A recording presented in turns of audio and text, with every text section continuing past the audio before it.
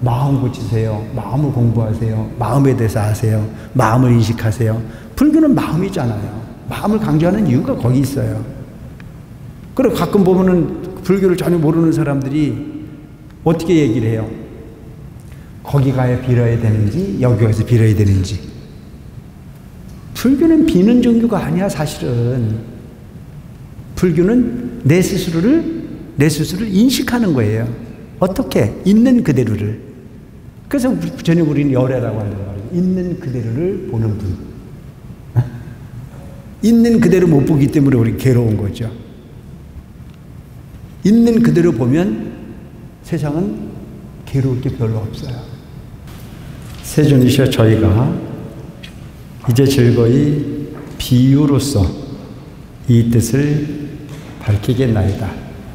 이제 이 내용은 뭐냐면 그동안 성문연각 보살에 관련된 부분의 이야기를 통해서 니르바나, 열반나게 취해서 더 이상은 없다고 생각하는 제자들에게 그것은 소위 말하는 중생이 이상락을 추구하고 있는 열반락, 안온함, 그 부분은 별거 아니다.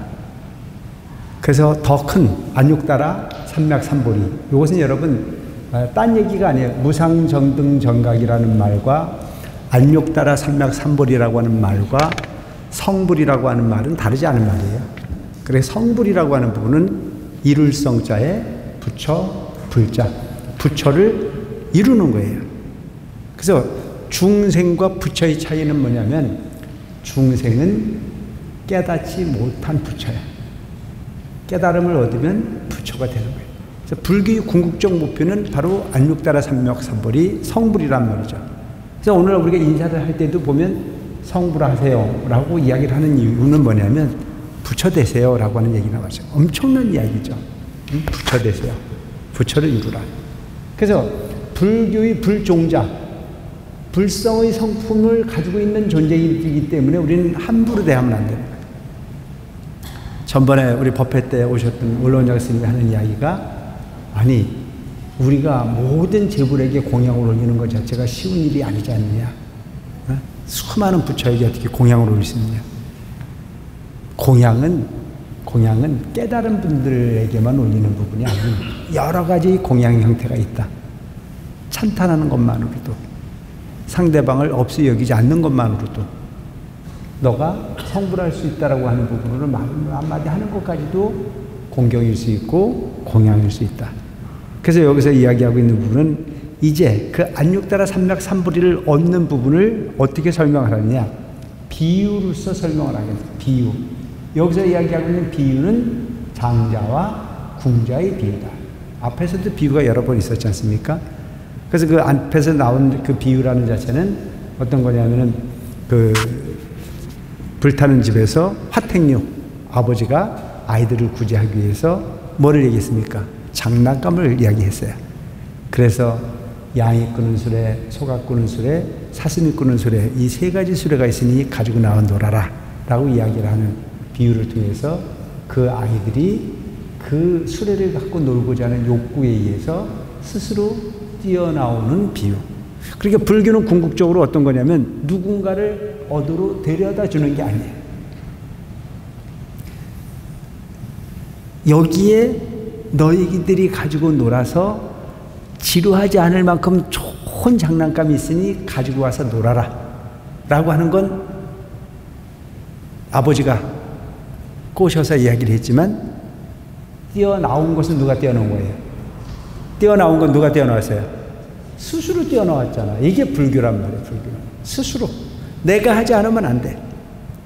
그래서 내 마음속에 부처가 불서의 부처의 성품이 있는데 그 부처의 성품을 끄집어내는 것은 내가 내는 거지. 그러니까 발심을 할 수 있도록 도안은 준단 말이에요. 도안. 너가 부처야. 너는 이렇게 할 수 있어. 라고 하는 부분은 이야기는 할 수 있지만 하고 안 하는 것은 내가. 옛날에 내가 여러 번 비유를 했던 부분이 뭐냐면 소도 물을 먹고 싶어야 먹지. 먹으라고 하면 먹어야 안 먹어요? 안 먹어요. 자, 아이가 공부를 하는 것도 지가 하고 싶어야 하는 거지 하라고 한들 해요 안 해요? 안 해요. 그러니까 엄마들은 아이가 밥을 안 먹으면 속이 상해야 안 상해요? 그 속상한 마음이 어떤 마음이에요? 그 속상한 마음이 자비잖아요. 자비.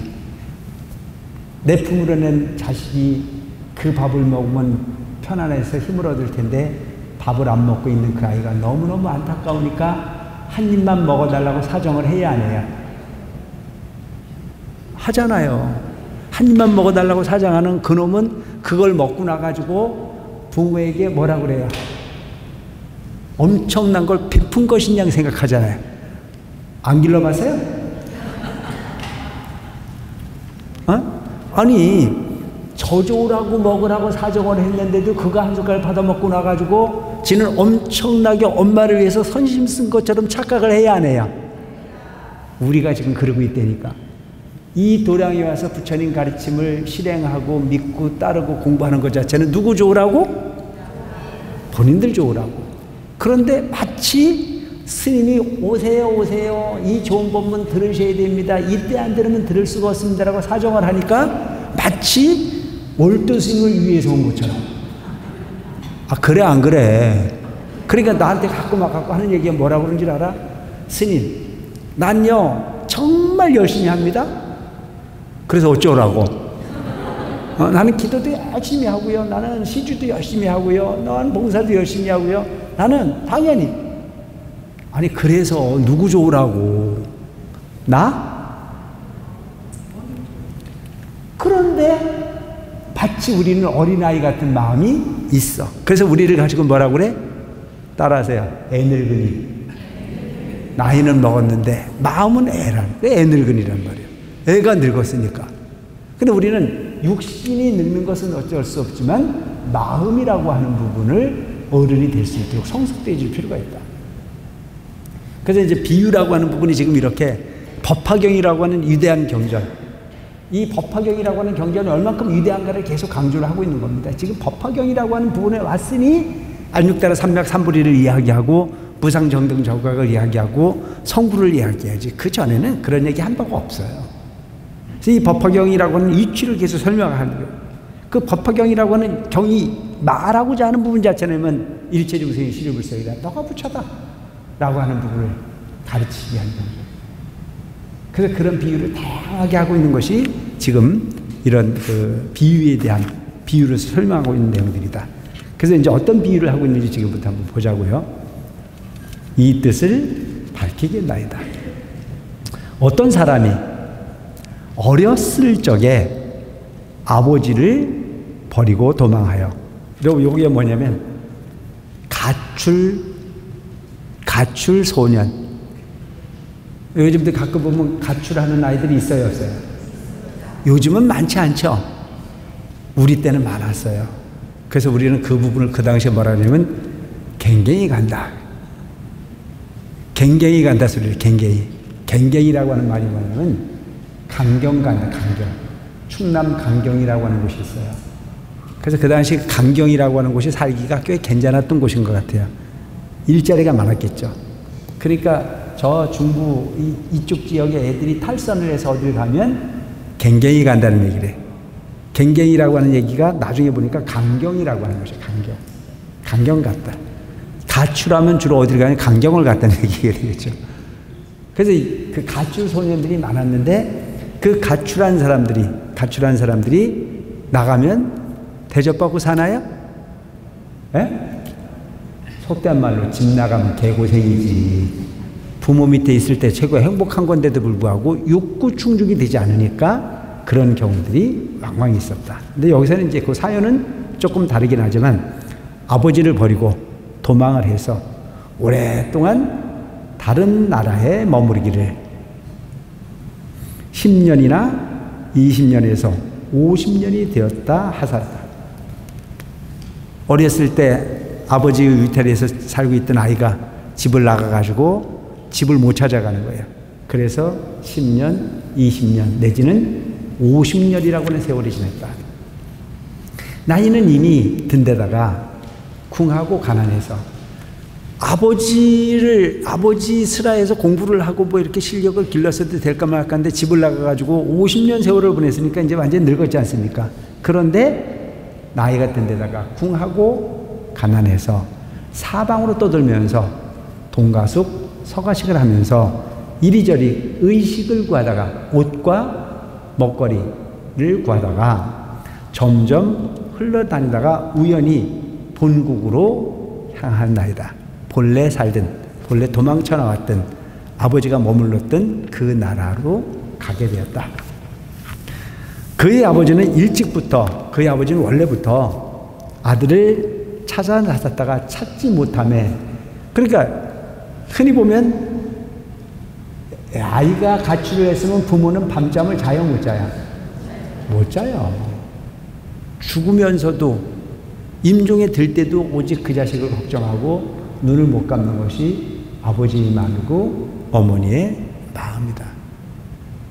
그래서 아들을 찾아 나서 찾지 못하며 중도의 한 성에 머물러 살았는데, 아들을 잊어버린 아버지가 아들을 찾아서 많은 곳을 떠돌아다니다가 한 성, 그러니까 한 부족이 모여 사는 성에 머물러서 살았는데, 그 집이 크고 부유해서 재물과 보배가 한량없어서 금, 은, 유리, 산호, 호박, 파려, 진주 등이 창고마다 가득했고, 무슨 얘기예요? 부자라는 얘기죠. 누가? 아버지가. 아들을 찾아서 이곳저곳 다니다가 어느 성에 머물러서 그 아버지는 사업을 해가지고 어마어마한 부자로 살았다. 노비와 시종, 각종 관리인들이 많았으며 코끼리와 말, 수레와 송, 양이 수없이 많았고, 들고 나아가는 이잣돈이, 요즘 얘기하는 이게 뭐예요? 이잣돈, 고리대금, 돈 빌려주고 이자 받는 거, 이잣돈이 다른 나라에까지 미치어서 상인과 고객이 매우 많았나이다. 한 나라에서 부자가 아니고 국경을 넘어서까지도 돈을 빌려주거나 물건을 빌려주고 이자를 받아들일 수 있도록 어마어마한 부자였다. 요즘 이건희 정도 되나 봐요. 그렇잖아요. 지금 국제적으로 글로벌 부자가 돼가지고 외국에서 수많은 사업을 해서 많은 이익을 가져오지 않습니까? 그렇게 상상하면 되겠죠. 그러니까 여러분, 우리가 흔히 보면 경제적으로 그 부자는 그냥 부자가 아니잖아요. 옛날에는 경제적으로 부자는 그냥 부자였는데 지금은 그 영향력이 거의 국가의 어떤 그런 리더와 다름없을 정도로 큰 어떤 영향력을 행사하지 않습니까? 나는 그게 꼭 좋다는 생각은 하진 않아요.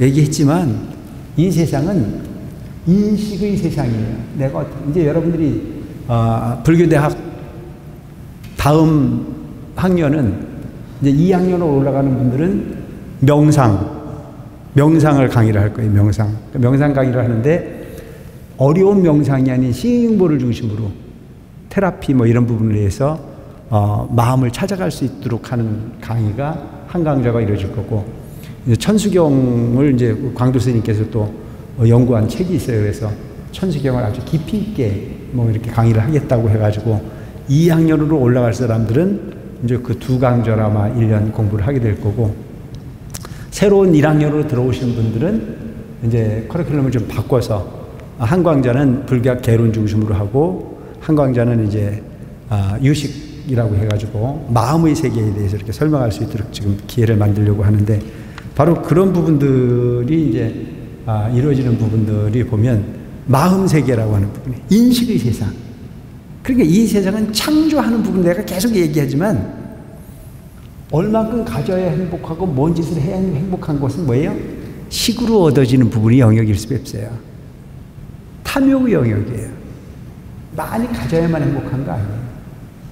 많이 가졌는데도 불구하고 만족을 못하면 가난한 사람이고, 의식주 해결하고 그냥 가족과 더불어서 오손도손 사는 부분에 만족을 느끼는 사람은 거기에 또 행복이 있는 거잖아요. 그리고 전번에도 내가 설명드렸지만, 아버지가 가지고 있던 재산을 아들이 상속을 받으려고 하니까 상속세 내야 돼야 안 내야 돼요? 내야 되잖아요. 근데 그 상속세는 가지고 있는 걸 팔거나 아버지가 줬던 재산의 일부를 줄이거나 그래야만 상속이 가능한 거지 않습니까? 그런데 그 아버지가 누리고 있던 것보다 더 크게 갖고 싶어요? 적게 갖고 싶어요? 안 가져봐서 몰라요? 더 갖고 싶은 게 당연한 부분이잖아요. 근데 우리 같은 부분은 아예 없으니까 생각을 해야 안 해요? 안 하니까 나는 그런 고민 없어. 나보고 누가 물어? 상속세? 아니 받은 게 없는데 그걸 왜 해야 되는데? 아니 그래서 내가 꼭 그 행복하다는 이야기를 하는 건 아니에요. 그가 그런 고민을 하는 부분이나 내가 마음 편안하게 향유하는 부분이나 큰 차이가 없다는 얘기예요. 있는 사람도 하루 세끼, 없는 사람도 하루 세끼. 하긴 아예 없으면 그 하루 세끼 못 먹을 수도 있긴 있어요. 그런데 우리는 지금 너무나 살기 좋은 세상에 살고 있습니다. 그죠? 굶어 죽으면 국가가 날개를 쳐야 안 쳐요? 예? 옛날에는 굶어 죽어도 그냥 그런가 보다 했잖아요. 근데 요즘은 굶어 죽으면 희한하게 뭐 전 지자체에서부터 모든 국가가 들썩들썩 하잖아요. 사회 안전망에 구멍이 뚫렸다. 복지 부분에 완전히 구멍이 뚫렸다. 정치를 이렇게 해도 되는 거냐? 그럼 희한해졌어요. 조금만 불편하면 국가 보고 책임져라. 이런 세상이 됐어요. 우리가 얼마큼 살기 좋은 세상에 살고 있는지를 단면적으로 보여주는 부분이 아닐까 싶은 생각을 합니다. 그런데 제가 말씀드리고자 하는 것은 만족이 있는 것이 부자지 만족이 없으면 아무리 많이 가져도 부자가 될 수가 없어. 그러니까 이 세상은 인식의 순간이 나일 수 있다. 어떻게 인식하느냐? 응? 좋은 사람인지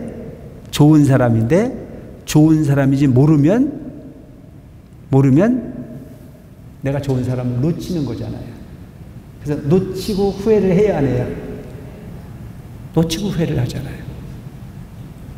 그러니까 우리가 눈을 똑바로 떠야 된다니까. 좋은 사람을 좋게 받아들여야 되고 나쁜 사람을 나쁘게 받아들여야 되는데 그것은 뭐가 하는 겁니까? 뭐가 하는 거예요? 마음이 하는 거잖아요. 마음이. 근데 이 마음 고칠 생각을 안 한다니까.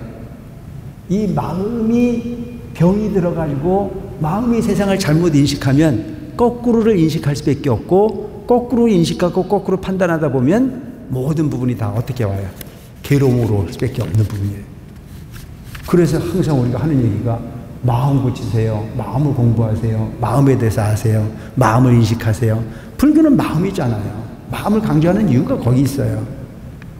그래 가끔 보면은 불교를 전혀 모르는 사람들이 어떻게 얘기를 해요? 거기 가야 빌어야 되는지 여기 가서 빌어야 되는지. 불교는 비는 종교가 아니야 사실은. 불교는 내 스스로를 인식하는 거예요.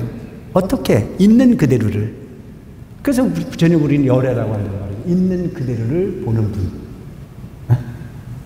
있는 그대로 못 보기 때문에 우리 괴로운 거죠. 있는 그대로 보면 세상은 괴로울 게 별로 없어요. 나쁜 놈을 나쁜 놈으로 보니까 손해볼 일이 있어 없어? 없잖아요. 사기꾼인데 좋은 놈인 줄 아니까 사기를 당하는 거죠. 사기꾼을 사기꾼으로 보면 우리는 괴로움으로부터 벗어날 수 있어요. 그러니까 우리가 가끔 보면 그런 얘기 하잖아요. 옛날에 연애할 때는 달도 별도 따들이더니 결혼하고 나니까 맘 변했다.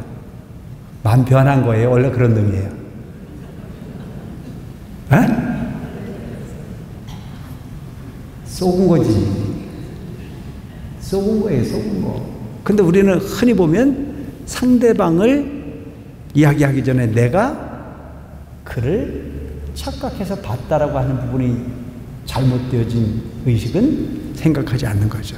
그래서 그런 부분에 대한 어떤 느낌 같은 것을 공부할 수 있는 부분이 바로 내년에 그 1학년들이 아마 유식에서 공부할 수 있는 그런 기회가 되지 않을까 싶은 생각을 합니다. 그때 빈궁한 아들은 여러 마을을 떠돌아다니고 여러 나라와 도시와 성을 거쳐서 마침내 아버지가 머무는 성에 이르렀나이다. 50년 이후에 이제 아버지가 머무는 성에 도착을 했어. 아버지는 매양 아들을 생각하되, 아들 잃은 지 50여 년이 지나도록 일찍이 아들에게 이 일을, 남들에게, 딴 사람들에게는 아들을 잃었다는 얘기를 하지 않는 거죠. 일찍이 남들에게 이 일을 말하지 않고 다만 혼자서 마음속으로 뉘우치고 한탄하며 스스로 생각하되, 나는 늙고 재물이 많이 있어 금, 은과 진귀한 보배가 창고에 가득한데도 자식이 없으니 하루아침에 죽고 나면 재물은 흩어질 텐데 맡길 데가 없구나 하였나이다. 그 어마어마한 재산이 있어도 내가 계속 얘기하잖아요. 자식이 없는데, 누구한테 전해줄 사람이 없는데 이게 무슨 소용이 있나 싶은 생각이 들 때가 있잖아요. 이건 그냥 비유야, 비유. 또 매양 그 아들을 못 잊어 하면서 다시 생각하되, 내가 만약 아들을 만나서 재미를 맡기게 되면 쾌락해져서 너무 행복할 거다. 쾌락해져서 다시는 근심이 없으리라 하였나이다. 세존이시여, 그때 궁자는 품팔이로 돌아다니다가 우연히 아버지의 집에 이르러 대문 앞에 서서 멀리 그의 아버지를 바라보니 샤좌자에 걸터 앉아서 보배궤에 발을 올려놓고 많은 바라문과 왕족과 거사가 공경하여 에워싸고 모셨으며 10,000금이나 나가는 진주영락으로 몸을 치장을 했고, 관리인과 시종들이 손에 배구선을 들고 좌우로 모시고 섰으며 보배 휘장으로 위를 덮고 꽃깃대를 드리었으며 향수를 땅에 뿌리고 갖가지의 이름난 꽃을 흩으며 보물을 늘어놓아 내주고 받아들이는 등 갖가지로 장엄하기가 이와 같아서 이덕이 한없이 높아 보였나이다. 여기서 설명하고 있는 부분은 그냥 부자가 아니야. 또 그냥 앉아져 있는 사자자가 어떤 거예요? 부처님이 설법하듯이 그런 법상에 앉으셔가지고 바라문들과 모든 왕족들이 그에게 엎드려서 절을 하고, 세속에 있는 많은 세속인들이 또한 그를 공경을 하고 10,000금이나 나가는 진주영락으로 몸을 치장을 했고, 시종과 그 시종들이 손에서 배구선을 들었다는 얘기는 뭐냐면 이렇게 부채질을 해주는 그런 부분을 들고서, 그러니까 아주 어마어마한 그런 모습이 딱 들어왔어요. 궁자는 그 사람이 세력이 있음을 보고 곧 공포심을 품고 이곳에 온 것을 후회하면서 속으로 생각하기를, 이는 혹시 왕이거나 왕과 같은 분이리라. 내가 품을 팔아 삭을 얻을 곳이 아니구나.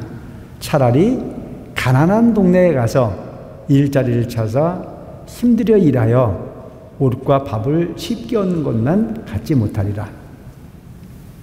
밥 얻으러 왔는데 보니까 대문을 열고 삐끔 바라다 봤는데 어마어마한 집이야. 그러니까 본인은 일을 해서 밥을 구하거나 걸식을 해서 밥을 구하는 부분으로 삶을 영위하는 사람인데, 저 어마어마한 상상을 초월하는 어마어마한 부잣집에 얼굴을 내밀었다가 딱 순간적으로 볼 때, 그 앉아있는 그 장자의 모습이 너무너무 존경스럽고 감히 접근하기가 어려울 정도다. 근데 그가 누구예요? 아버지예요. 근데 이게 우리가 세상이라는 거죠. 아버지가 그렇게 엄청난 자리에 앉아있는 그분이 아버지인데도 불구하고 아버지라는 사실을 모르니까 겁이 나야 안 나야? 겁이 나는 거예요. 그러니까 알면 내 거지만 모르면 공포잖아요. 그래, 여러분들이 우리가 생각하는 이야기가 탐, 진, 치를 얘기하잖아요. 탐내고 성내고 어리석은 부분. 탐내는 건 욕심 때문에 벌 받는다고 생각하자. 성질내는 거 좋아하는 거 아니고 그건 벌 받을 짓을 했다, 이렇게 인식을 하는데, 어리석은 부분이 죄라고 얘기를 했을 때는 여러분들이 좀 인식이 이해가 돼야 안 돼요? 잘 안 되잖아요. 어리석고 싶어서 어리석은 사람이 없는데, 어리석은 것도 억울해 죽겠는데 또 어리석은 부분이 죄라고 말하는 것 자체를 이해 못하는 경우가 많이 있지만, 여기서 보면 어리석으면 앞에 좋은 걸 놓고도 내 거가 아닌 부분이 당연한 거고, 어리석으면 고통이 당연한데도 불구하고 고통을 뒤집어 써서 가는 부분이 우리 삶이고 보면, 그리고 여러분 쉽게 일할 수 있는 부분을 어렵게 하면 고통스러워요, 안 고통스러워요? 고통스럽잖아요. 뭘로 설명을 해야 될까? 자, 우리 지하 2층에서 우리 법당까지 올라오고 그러면 5층이잖아요. 5층인데 엘리베이터를 두고 한 번도 써보지 않은 사람은 짐을 배달하라고 하면 계단을 찾아야 안 찾아요? 계단을 찾아서 하루 종일 짐을 나르고, 그리고 뭐라고 할까요? 당연하다고 생각할 거예요. 근데 지혜로운 사람은 딱 보면 엘리베이터가 눈에 들어와요, 안 들어와요? 거기다 짐을 딱 실어가지고 딱 올리면 힘 하나도 안 들이고도 본인이 원하는 물건을 올릴 수 있어요, 없어요? 엘리베이터를 사용하는 사람은 지혜로운 사람이고, 엘리베이터를 모르는 사람은 어리석은 사람이잖아요. 그 어리석음의 결과는 고통입니까, 즐거움입니까? 고통이잖아요. 그래서 지혜로워야 된다는 얘기예요. 그렇기 때문에 관세음보살을 부르라는 얘기예요. 그렇기 때문에 마음을 청정하게 비워서 마음을 몰아쓰고 번뇌로부터 자유로울 수 있는 나를 만들으라고 얘기를 하는데, 가끔은 보면 잘난 척하는 사람들이 그까지 관세음보살을 부르면 밥이 나오냐 떡이 나오냐고 그래야 안 그래요? 그래 안 그래? 그럼 우리 신도님들은 또 거기다 대고 그거 그럴 것 같으니까 밥이 나오는 것도 아니고 떡이 나오는 것도 아닌데 불러야 되는지 말아야 되는지 헷갈려, 안 헷갈려? 그런 사람 많다니까. 그러니까 여러분, 어떤 것이 가장 진실한 건지를 생각해 보자는 거죠. 잘 다니다가 여기가 아닌 딴 곳에 그냥 거기 가면 아주 쉽게 가르쳐 준다 이거야. 거기 가면 관세음보살 밤새도록 뭐하라 그러냐 이게. 돈 몇만만 내면 아주 그냥 넣고 다니면 저절로 해준 데가 있는데, 뭔 말인지 알아먹어요? 그런 데가 있다니까. 또 거기에 홀깃해가지고 다녀.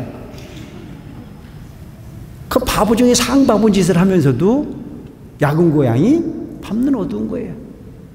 지가 지은 죄가 있으면 지가 받아야 되는 건데 뭐 해가지고 뭐 이렇게 써가지고 주면 그게 또 다 없어진다네. 없어져, 안 없어져? 없어지면 거기 가봐. 그런 일은 없어. 내가 내 마음을 바꿔야 되는 거지. 내가 내 마음으로 번뇌로부터 자유로워야 되는 거지. 내가 시궁창에 빠져 있는데 거기서 허우적거리가 나오는 건 내가 나와야 되는 거지. 누가 어떻게 해줄 수 있는 방법이 절대 없다니까. 내가 내 마음을 바꾸지 않는 한은. 그래서 내가 계속 얘기하잖아요. 인식이 나라, 인식이. 아시겠죠? 절대가 아니고 인식이 나요. 내가 어떻게 세상을 인식하느냐에 따라서, 내가 상대를 어떻게 보느냐에 따라서, 좋은 걸 좋게 느끼고 나쁜 걸 나쁘게 느끼는 부분이, 나쁜 놈을 나쁘게 보고 좋은 사람을 좋은 사람으로 보는 부분 자체가 바로 나여야 된다는 거예요. 그런데 내 마음은 내고 네 마음대로 봐달라고 하는 것 자체에 뭐 떳떳하고 어리석음은 없다라고 하는 얘기예요.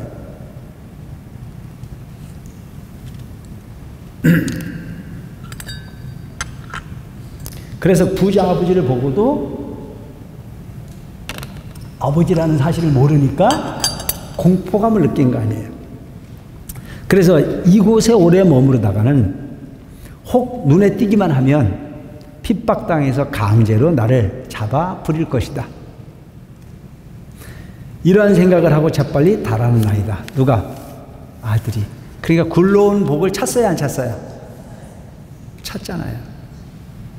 그때 부유한 장자는 사자좌에서 아들을 즉시 알아보고, 이게 자식과 부모의 차이예요. 부모는 50년이라는 순간을 한 번도 자식을 잊어본 적이 없어요. 그러니까 일부월심 아들을 바라보고 있어요. 그러니까 아들은 쳐다보고 그 아버지의 어마어마한 부자의 환경, 어마어마한 조건에 놓여 있는 그를 보고 공포심을 느껴 도망을 갔는데 아버지는 고개를 삐끔 내밀었는데 딱 알아보셨어. 내가 요 대목만 나오면 옛날 내 생각이 난다니까. 내가 옛날에 학교 다닐 때 꽤 뺀질거렸거든. 옛날에는 토요일, 일요일, 요즘은 이틀을 노는데 옛날에는 반공일, 토요일이. 그럼 토요일 아침에 아버지가 오늘은 일찍 와서 날 좀 도와줬으면 좋겠다. 우리 시골 사니까. 근데 난 머리가 돌아가잖아요. 가기만 하면 이게 엄청난 힘든 일을 일들 중에 해야 돼. 그래서 형하고 다 하는데 나는 안 가. 놀죠. 친구들하고. 그리고 해가 뉘엿뉘엿 넘어갈 정도가 되면 아버지 도와줬던 형이나 모든 가족들은 너무 당당해. 너무. 근데 나는 하루 종일 엉뚱한 짓을 했으니까 집에를 들어가요, 못 들어가요? 못 들어가요. 그래서 대문 밖에 왔다 갔다 하다가 그냥 고개를 집안의 형편을 살펴야 되니까 고개를 디밀었다 냈다 하면 우리 아버지가 그걸 알아요. 내가 그러고 있다는 사실을 아신 거야. 그러면 딱 한마디 하세요. 얼른 와, 밥 먹어라. 그러면 고마운데 밥 먹는 동안에 고개를 못 들어. 왜? 지은 죄가 있으니까. 여기서 얘기하는 부분이 바로 그거예요. 자식이 어떤 잘못을 저질렀거나 어떤 경우가 있어도 아버지는 어이들아 밥 먹어라 라고 하는 한마디로 모든 부분을 다 용서할 수 있는 넉넉한 부분의 소유자가 우리 부모님들이다 싶은 생각을 합니다. 여기서도 보면 그때 부유한 장자는 사자리에 앉아서 아들이 그렇게 삐끔 뒤다보고 어마어마한 그 공포감에 들려서 도망가는 모습을 보고 즉시 알아보고 마음에 크게 환희하여 생각하되 나의 재물과 창고를 이제야 맡길 곳이 있구나. 뭔 얘기야? 아들을 찾았다는 얘기잖아요. 얼마나 기쁠까요? 상상을 해보세요.